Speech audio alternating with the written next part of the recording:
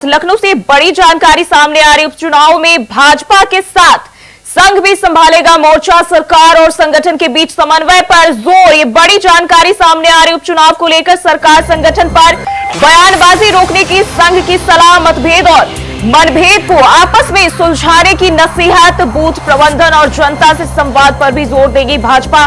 निगम board में पुराने कार्यकर्ताओं को दी जाएगी तरजीह। सालों से काम कर रहे कार्यकर्ताओं को मिलेगी प्राथमिकता। वहीं दूसरे दलों से आए नेताओं को बाद में किया जाएगा समायोजित। तो अहम जानकारी लखनऊ से सरकार संगठन और संघ की समन्वय बैठक में ये फैसला लिया गया है। सीएम योगी संघ के सह सरकार्यवाह अरुण कुमार की ये बैठक हुई जिसमें ये अहम फैसला लिया गया है। तो ये बड़ी जानकारी उपचुनाव को लेकर दूसरे दलों से आए नेताओं को बाद में समायोजित किया जाएगा और सालों से काम कर रहे कार्यकर्ताओं को प्राथमिकता दी जाएगी। तो यह अहम जानकारी सामने आ रही है और बूथ प्रबंधन और जनता से संवाद पर बीजेपी जोर देगी। साथ ही साथ बात करें तो मतभेद और मनभेद को आपस में सुलझाने की नसीहत दी गई है इस बैठक के दौरान।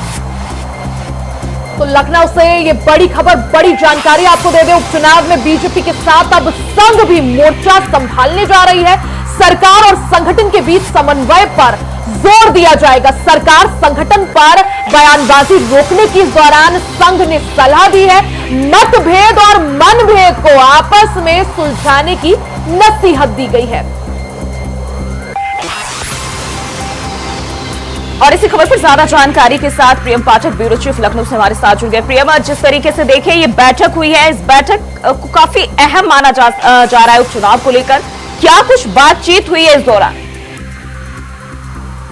बिल्कुल जूही, देखिए जिस तरीके से लोकसभा चुनाव 2024 के परिणाम आए और उसमें बीजेपी का एक बड़ा जो जनाधार था वो कम हुआ। अब ऐसे में जब बाई इलेक्शन होने जा रहे हैं तो कहीं ना कहीं वो बीजेपी की प्रतिष्ठा का सवाल है और ये साफ तौर पर कहीं ना कहीं जिस तरीके से विपक्ष के हौसले बेहतर हुए हैं, उनको जिस तरीके से नतीजे रहे उससे उनकी कहीं ना कहीं उम्मीदें बढ़ी हैं और ऐसे में कहीं ना कहीं साफ तौर पर इसकी जो चिंता है वो बीजेपी को सबसे अधिक है और इसीलिए लगातार इस तरीके के प्रयास किए जा रहे हैं कि जो बाई इलेक्शन है उसमें परिणाम को बेहतर लाया जा सके, ताकि जो एक कहीं ना कहीं नकारात्मक माहौल जो है वो बना है कार्यकर्ताओं के बीच में, इनका मनोबल कमजोर हुआ है तो उसको वापस से बेहतर किया जा सके, ताकि आने वाले समय में जो अन्य चुनाव होंगे, चाहे वो विधानसभा का हो या फिर आगे के दूसरे चुनाव हो, उनमें बेहतर परफॉर्मेंस किया जा सके। और साफ तौर पर 2024 लोकसभा का जो चुनाव रहा है उसमें हार की एक बड़ी वजह ये थी कि आपसी समन्वय जो था वो बेहतर नहीं हो पाया। संघ की कहीं ना कहीं थोड़ी सी नाराजगी जो थी वो साफ तौर पर देखने को मिली थी और उसका नतीजा रहा कि आप देखें बड़ी एक हार का सामना जो है उत्तर प्रदेश के अंदर बीजेपी को करना पड़ा। अब कैसे उन दूरियों को कम किया जाए, इसको लेकर कल देर शाम सीएम आवास पर एक बड़ी बैठक करी गई। दूरियों को कैसे कम किया जा सके इसको देखते हुए बैठकों का दौर लगातार जारी है। संघ और संगठन के बीच बैठकें भी हो रही है, लेकिन सवाल यही कि समाजवादी पार्टी, कांग्रेस और तमाम जो अन्य विपक्षी दल हैं उनसे कैसे निपटा जाएगा। संघ और संगठन के बीच जो एक दूरियां आ गई थी उनको पाटने के लिए, उनको कम करने के लिए अब किस तरह से आगे रणनीति बनाने की तैयारी?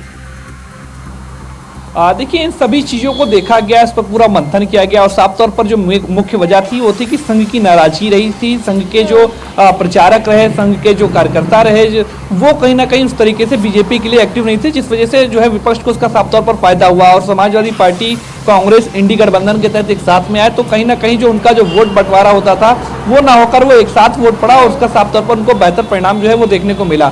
अब उसकी काट कैसे निकाली जाए इसको लेकर ये मंथन किया गया, जिसमें साफ तौर पर कहा गया है कि जो शीर्ष नेता हैं जिनके अगर आपसी कोई मतभेद भी है तो उसको तुरंत आपस में बात करके दूर कर लिया जाए, उनको मनभेद में जो है वो ना परिवर्तित होने दिया जाए। इसके अलावा जो बूथ प्रबंधन है उस पर बेहतर तरीके से कैसे तैयारियां की जाएंगी।